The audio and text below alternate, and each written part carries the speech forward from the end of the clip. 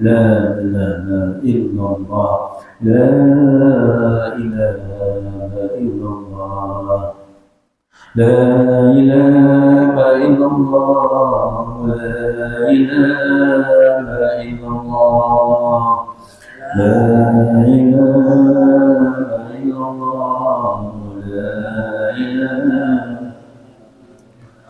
لا إله إلا الله لا إله إلا الله لا إله إلا الله لا إله إلا الله لا إله إلا الله محمد رسول الله لا إله إلا الله محمد رسول الله اللهم صل على سيدنا محمد اللهم صل عليه وسلم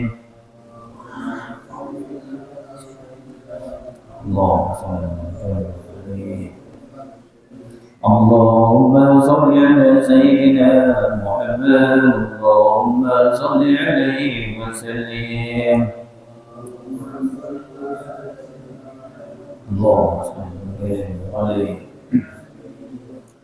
اللهم صل على سيدنا محمد يا ربي صل عليه وسلم اللهم صل عليه سبحان الله وبحمده سبحان الله العظيم سبحان الله وبحمده سبحان الله العظيم سبحان الله وبحمده سبحان الله العظيم سبحان الله وبحمده سبحان الله العظيم سبحان الله وبحمده سبحان الله العظيم سبحان الله وبحمده سبحان الله العظيم سبحان الله وبحمده سبحان الله العظيم وبحمده اللهم صل على نبيك سيدنا محمد وعلى آله وصحبه وسلم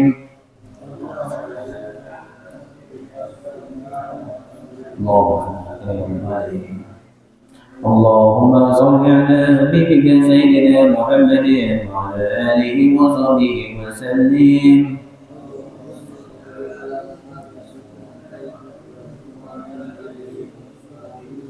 اللهم صل على نبيك سيدنا محمد وعلى آله وصحبه وبارك وسلم أجمعين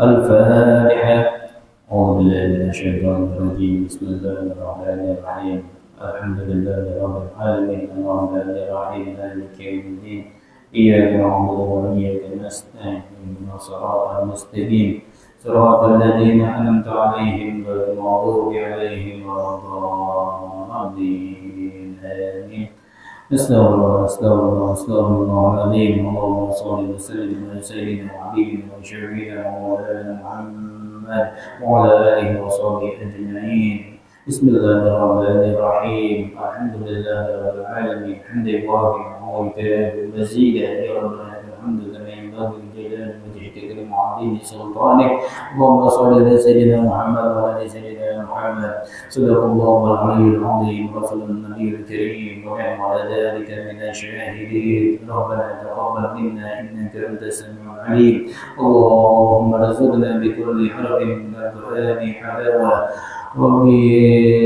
وبكل جزء من القرآن جزاء اللهم اللهم ارزقنا بالعلم والفتى وبالباء وبركة وبالتاء نورا وبالثاء ثوابا وبالجيم جمالا وبالحاء حكمة وبالحاء خيرا وبالخاء خيرا وبالدال دليلا وبالذال ذكاء وبالراء رحمة وبالزاء زكاة وبالسين سعادة وبالشين شفاء وبالصاد صدقا وبالضاد ضياء وبالطاء كرامة وبالضاء ضرا وبالعين علما وبالغين غنى وبالفاء فلاح وبالقاف كربة وبالكاف كرامة وباللام وفة وبالميم موعظة وبالنون نورا وبالواو وصلة وبالهاء هداية وبالياء يقينا اللهم انفعنا بالقرآن العظيم وارفعنا بالآيات وذكر الحكيم وتقبل منا قراءتنا واجعلنا ما كان في تلاوة القرآن من خطاء أو نسيان أو تعريف كلمات عن مواضعها أو تقديم أو تأخير أو زيادة أو نقصان أو تعويل على غير ما أنزلته عليه أو ريب أو شك أو شهو أو سوء الحان أو تعجيل عند تلاوة القرآن أو كسل أو سرعة أو زيغ لسان أو وقف بغير وقوف أو إدغام بغير مدغم أو إظهار بغير بيان أو مد أو تشديد أو همزة أو جزم أو إعراب بغير ما كتبه أو قلة رغبة ورهبة عند آيات الرحمة وآيات العذاب فاغفر لنا ربنا واكتبنا مع الشاهدين اللهم نور قلوبنا بالقرآن وزين أخلاقنا بالقرآن